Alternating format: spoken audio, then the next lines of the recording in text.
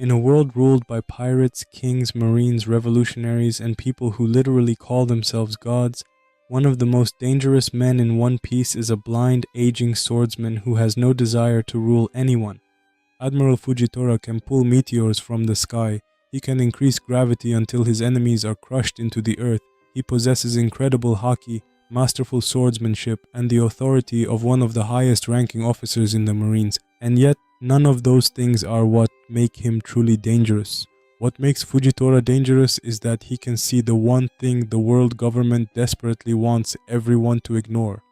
The system itself is broken. Fujitora serves the Marines, but he does not blindly believe in the institution. He follows justice while questioning the people who claim to represent it.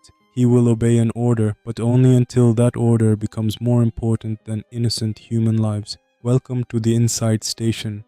Today, we are exploring Fujitora, the blind admiral who may understand justice better than anyone in the world government. Fujitora's real name is Isho. He entered through the world military draft and immediately became an admiral, proving he was already a monster before he wore the uniform. But Fujitora's most revealing trait is not his strength, it is his blindness. He was not born blind. He deliberately took away his own sight because he had witnessed too much cruelty. He had seen things so terrible that he decided there were sights he never wanted to experience again. And that creates a beautiful contradiction. After losing his physical sight, Fujitora became one of the people who sees the world most clearly. He cannot judge someone by expensive clothes, social status, race, or appearance. He cannot look at a marine uniform and assume the person wearing it is good. He cannot look at a pirate flag and assume the person beneath it is evil. Instead, he judges people by their actions. That idea defines nearly every choice he makes. Fujitora's devil fruit allows him to manipulate gravity. He can pin enemies to the ground, lift enormous amounts of debris, and pull meteors down from space. But in One Piece, powers often reflect their users, and gravity fits Fujitora perfectly. His character is about forcing powerful people to feel the weight of their actions. The Marines want to appear heroic. He makes them accept responsibility for their failure. The government wants to hide its mistakes. He drags those mistakes into the open. Gravity is accountability made physical. No matter how highly someone places themselves, it can always bring them back down. Dressrosa is where Fujitora's philosophy becomes impossible to ignore. On paper, the situation is simple. Luffy and Law are pirates, while Doflamingo is a warlord officially protected by the world government. According to the law, Fujitora should arrest Luffy and Law while supporting Doflamingo. But Fujitora recognizes a truth that many Marines refuse to face. The law and justice are not always the same thing. Doflamingo is protected by the system, yet he is terrorizing an entire nation. If Fujitora follows the law, he becomes the shield of an evil man. But if he defeats Doflamingo himself, the government can quietly erase the problem and pretend the system worked. So Fujitora gives Luffy the opportunity to win. He is not only trying to save Dressrosa, he is exposing the system that allowed it to suffer. If pirates must rescue a country from a pirate officially protected by the government, the world must ask one devastating question: why didn't the government save them?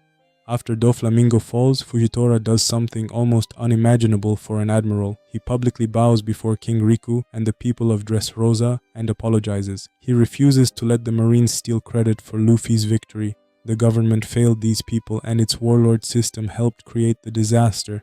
This is where Fujitora and Akainu completely separate. Akainu believes the image and authority of the Marines must be protected. Fujitora believes that if preserving an institution's reputation requires a lie, then that reputation deserves to be damaged. He is challenging corruption from inside the Marines. That is why abolishing the Seven Warlord system became his goal. Crocodile, Doflamingo, and Blackbeard all exploited the position. The government was not defeating evil, it was managing power. Fujitora understood that justice cannot license injustice whenever it is convenient. Eventually, the warlord system was abolished. He changed the system from within. Fujitora and Akainu may wear the same uniform, but they represent opposite ideas of justice. Akainu asks, how do we destroy the enemy? Fujitora asks, how do we protect the people? One values the authority of the institution. The other values the human purpose it was meant to serve. As the truth about Imu, the Void Sentry, and the Celestial Dragons reaches the world, every Marine may be forced to choose. Do you serve the institution or do you serve the people? Fujitora has already shown us his answer. One of his most powerful moments comes at the end of Dressrosa. Fujitora prepares to confront Luffy, but the citizens who appear to chase the pirate are secretly protecting him. He senses how deeply they love Luffy. Then, for perhaps the first time, he regrets being blind. He wonders what Luffy looks like. This man destroyed his eyesight because he had seen too much ugliness in humanity. Then he meets Luffy, and suddenly he wishes he could see again. Luffy does not restore Fujitora's eyesight, he restores something more important, his desire to see humanity. Fujitora believed blindness was a blessing, but Luffy reminds him that the world also contains things worth seeing, people laughing, protecting one another, and standing beside someone who gave them hope. Humanity may not be completely lost. Fujitora does not need to become a revolutionary or one of Luffy's direct allies. He believes in the Marines, or more accurately, in what the Marines should be. Most ordinary Marines joined to protect civilians, not to defend slave-owning celestial dragons. Imagine the final war.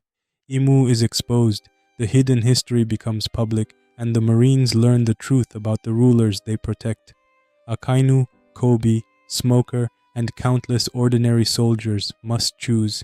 Do they protect the world government, or do they protect the world?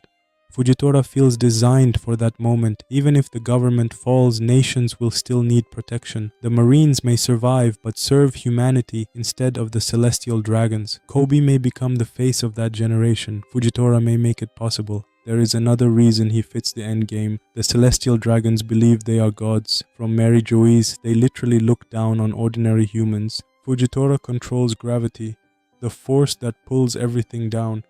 The celestial dragons place themselves above humanity. Fujitora possesses the power to bring them crashing back to Earth. They judge human worth through appearance and status. Fujitora judges morality independently from both. The rulers of the world have eyes, yet refuse to see suffering. Fujitora has no sight, yet recognizes that suffering more clearly than almost anyone around him. His blindness reveals his personal journey. He once responded to cruelty by choosing not to see it. Now he confronts corruption and exposes the truth. His story is not about regaining his eyesight. It is about refusing to remain blind when justice demands action. His greatest battle may come when the Marine uniform becomes impossible to reconcile with his beliefs.